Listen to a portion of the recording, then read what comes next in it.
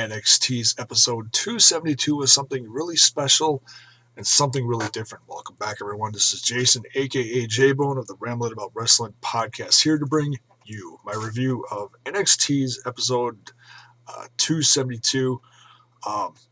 Wow. Probably one of my favorite episodes of NXT ever. Number one, it wasn't done at all from Full Sail University. It was all done from WrestleMania Access footage that they recorded leading up to WrestleMania. And also other stuff that I'll talk about, other documented footage.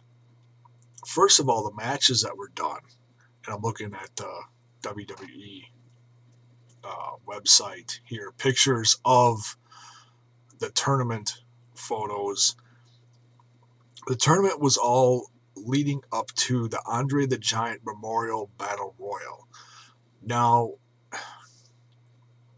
from a wrestling fan standpoint, and this being on the pre-show,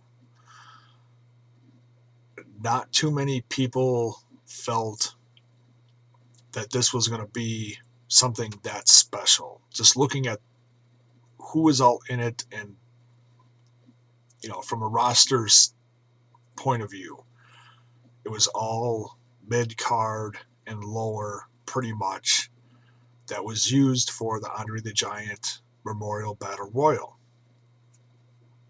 Until you see this episode of NXT. This tournament was held to see who was going to be basically debuting at WrestleMania from the NXT roster. And it showed the last three matches on this episode of NXT leading up to this. The first match was Hideo Itami versus Adrian Neville, who is now known as Neville on the main roster. All three of these matches on this episode,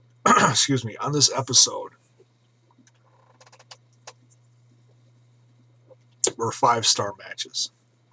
I can't complain about one thing about them. Just incredible. Hideo Itami came out winning this one. And the crowd seemed to be pretty split, honestly, for this one. And he it's so funny. He didn't, we've been waiting since his debut, since he started wrestling on NXT television. We've been waiting for him to use his GTS, his go to sleep. Made famous in the WWE by the notorious CM Punk. But fans of Hideo Itami, aka Kenta, know that CM Punk got this move as an honor, honoring Kenta. So to see Kenta use his move finally in NXT, fans have been waiting for this for a while. And we've gotten teases of it for the last several episodes of NXT, the specials and everything, depending on who he's been feuding with. And we didn't see it in the tournament here, but we did see it later. But yeah, this first match with Hideo Itami and Adrian Neville was just incredible. And you can go on the network and go watch this. It's great. The photos are on the website is what I was looking at now, just as a reminder who was in the semifinals here as I'm making this video. The next match between Tyler Breeze and Finn Balor. Finn Balor becoming quite the fan favorite, formerly Prince Devitt of New Japan. And I tell you, when they first brought in Tyler Breeze, he's one of those guys where, great heel. Honestly, he is becoming one of the better heels on the WWE roster, even though he's still on NXT. And he's so annoying with his phone, the more he's on there and the more they use him, I gotta tell you, I went from not getting this guy, B, not liking this guy, because there's guys on the roster you love to watch. Like Dean Ambrose is one of my favorites. There's guys that are heels that are still fan favorites. You boo them because you're supposed to boo them, but you still love them. Guys like Bray Wyatt, okay, or the Miz, or Bad News Barrett. Everyone loves different people, but those are the ones that a good chunk of fans love to boo, but you still love them. You boo them because you're supposed to. Or maybe you cheer for them. Who knows? But nonetheless, Tyler Breeze is one of those guys who you love to hate. And but I tell you, the more and more I see him, the more and more I respect this guy because of his abilities in the ring. He's really getting better over the course of the last couple of years, bit by bit. And yeah, he's becoming one of my favorites on the NXT roster. And just knowing he's in the ring with Finn Balor, I knew these two were going to put on a 5-star match, and I was not disappointed. And honestly, going into this and not looking at the spoilers, I mean, I knew who ended up at WrestleMania. I knew that much. But as far as who is all in the tournament, I didn't know. So seeing these two put on a match, I didn't know who was going to end up finally going up against Hideo Itami at the end. But it was a great match nonetheless. Finn Balor ended up coming out on top. But these two, man, seriously, if you're a wrestling fan, please go watch NXT. Such good stuff on there. Which brings up a little side thing I'm going to bring up here. It makes you wonder with the way this brand is growing and the way they portrayed this, you gotta wonder how many of these guys are they're going to actually, make NXT. I mean, Triple H has been saying NXT is its own brand, and it is one of the most special things on the network right now. And the way they've been touring, and something else I'm going to get to after this, talking about the tournament, the show that went on after this.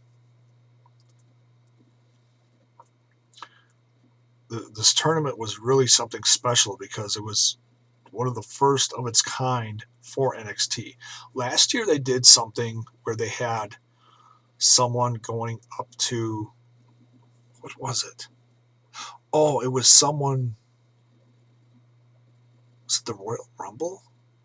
Oh, it was Bo Dallas going into the Royal Rumble, and they had a tournament to see who would go from NXT to the Royal Rumble. I think that's how it went.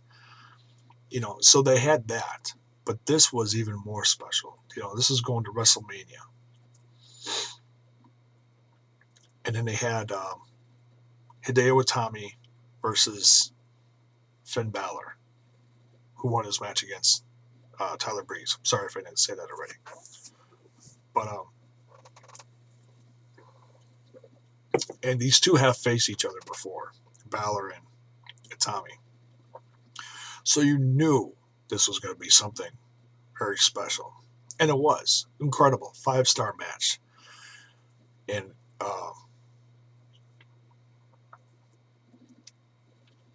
just awesome. And the fans chanting, I don't know how many times over the course of this episode, this is wrestling. This is wrestling. Or this is awesome. Or this is wrestling. And it's one of those things where it's like, hey, Vince, these are your fans from all around the world watching this stuff, and like I just saw on Facebook a post from NXT talking about this match, or one of these, the final match between these two, Itami and Balor. The,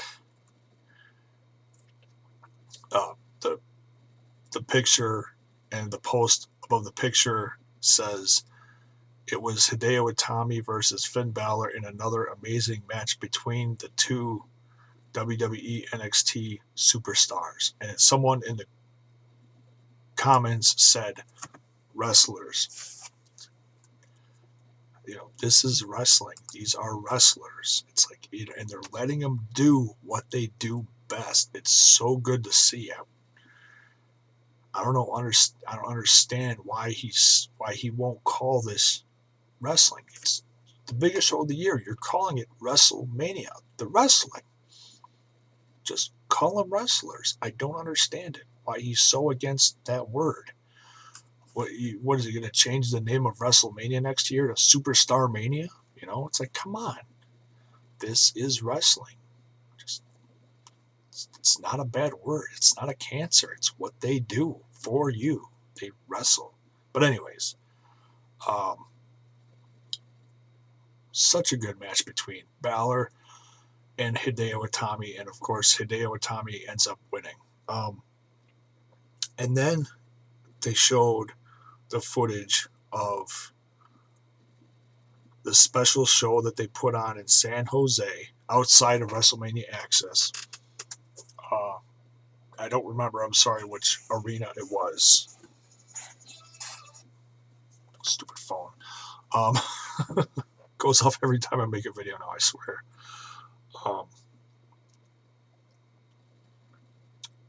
They played in this arena. It held a little over 5,000 people. They sold it out, $20 a ticket, in a little over 2 hours. It felt just great. Great crowd. And it was all NXT. Exclusively NXT matches. And they showed how big the place was. They showed little highlights of, the people that were all involved. The crowd, how great the crowd was during these entrances, especially Hideo Itami when he came out, how special that was. Just to show you how much this brand is growing. It's so great to see. And then, of course, the footage of WrestleMania, where Hideo Itami went out for his first match, his first WrestleMania, the Andre the Giant Memorial Battle Royal. And yeah, he didn't last too long, but he did get noticed and he did get some cheers, and that was great to see. And how they documented it. It was so well done.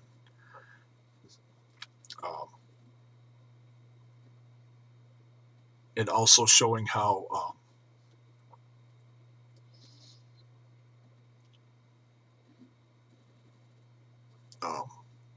he interacted with fans, with his fellow roster guys backstage leading up to this.